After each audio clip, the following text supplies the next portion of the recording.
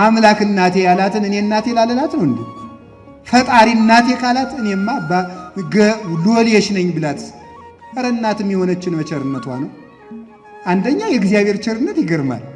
የእሱን እናት እኛም እናታችን ሲል ለነገሩ ፈጣሪ ቅናት የለበት አይደል? እንጂማ እኮ የአምላክን እናት እናቴ ማለት ራሱ እኮ ትዕቢት እኮ ነው። ትዕቢት ነው፣ አዛኝ ነው።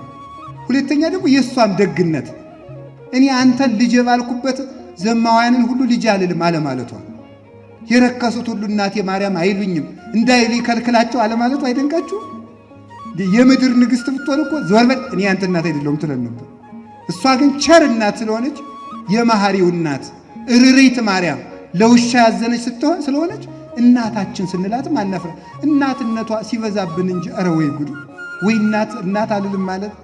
ስለዚህ እመቤታችን ምንድናት ካላችሁ እሷ የፈጣሪ እናት የቃል ኪዳን እናታችን ናት። ቃል ኪዳኑ ተፈጽሞ አምላክ የተወለደባት ስለሆነ የአምላክ እናት የሆነችለት የፍጡራን እናት ሆነች።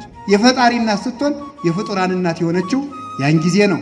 የፈጣሪን እናት እንድናደርግ የፈቀደልን እግዚአብሔር የተመሰገነ ይሁን።